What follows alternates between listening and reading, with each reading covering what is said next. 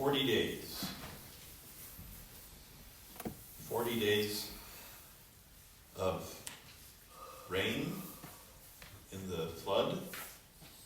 40 days that Moses spent on the mountaintop before delivering the 10 Commandments to the Israelites. 40 years they wandered in the desert before they entered into the promised land.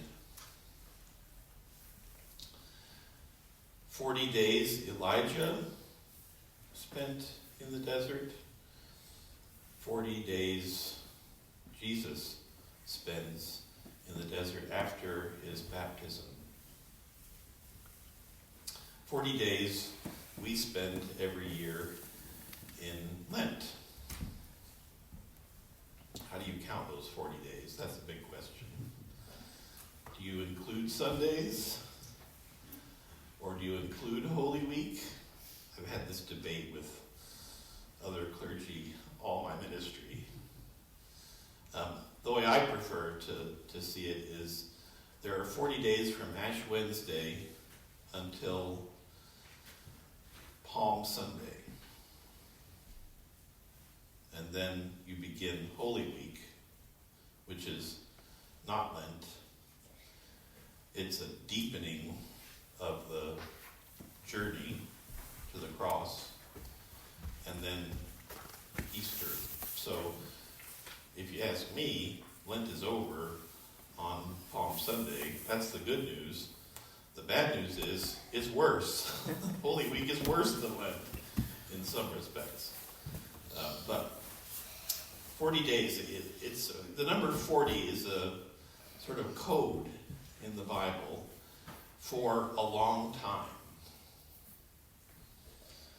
Some interpret it as just the right amount of time, but a long time.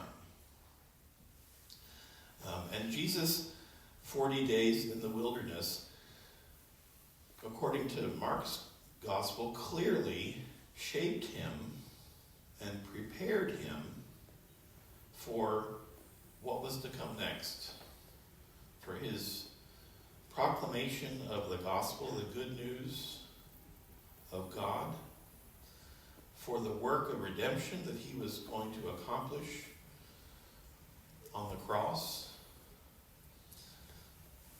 for the ministry that he was going to do amongst God's people. 40 days was what it took for him to be ready, to be as ready as I suppose you ever could be for something like that, to be prepared, to be shaped, to be formed in a way that led him into what God was calling him to do. It's a long time. It's the right amount of time. What will the 40 days of Lent do for you? Is it something that you just feel like you have to get through? Or get over with?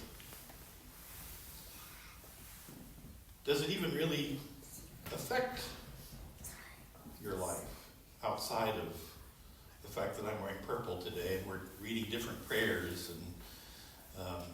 And what does the 40 days mean for you? What impact is it going to have on your journey, on your ministry, in terms of what God is calling you to do? In reality, I think for a lot of us, it doesn't have much of an impact. It's a liturgical season of the church year. We might give up something during the 40 days, and we might fail in that attempt to give it up. And we might feel bad about ourselves for a little while. I don't think that's what the church has in mind for us in terms of keeping a holy Lent. At Ash Wednesday service, we talked about how the church calls us to the keeping of a holy Lent, the observance of a holy Lent. And the church gives us some guidance about how to go about that. We're called to disciplines of prayer, fasting, self-denial, reading and meditating on God's holy word. These are ways in which we can be shaped and transformed by the experience of Lent. If we don't do those things, chances are nothing's going to happen, right? Nothing ventured, nothing gained. Nothing lost either, maybe. If we don't do those things, then we'll get to the end of Lent and who cares? So what? Another year. If we do those things, if we buckle down and observe the disciplines that we're called to during this time, then I bet you that your life will be transformed. I'm not really a gambling man, but I'm pretty sure that you won't get to the end of Lent and think, that was a waste of time. Who cares? I'm pretty sure that you'll get to the end of Lent and think, wow, that was remarkable. That was phenomenal. That was really meaningful and transformative to me.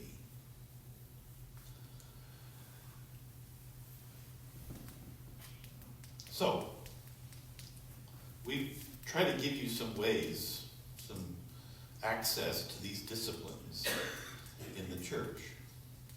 I'm just going to give you a couple of suggestions. You've got a lesson sheet in your bulletin. It's a new thing, right? A new old thing. A lesson sheet that you could take home with you, put it on your nightstand or kitchen table, wherever makes sense, and go through these lessons during the week. Engage with the stories, with the scriptures. Look them up in the Bible and read around the verses that are included in the lesson sheet. Figure out what the context is. This would be observing the discipline of reading and meditating on God's holy word, which we're called to do in a renewed way as a part of our Lenten journey. A couple of weeks ago, we gave you all the little UTO boxes. There's still some downstairs on the table in the parish hall. This is a way of almsgiving.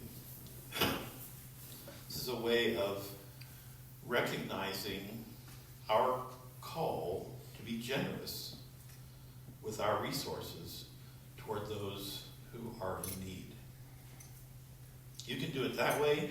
You can increase your pledge during Lent. You can give to your favorite charity during Lent. You can go volunteer somewhere a little extra.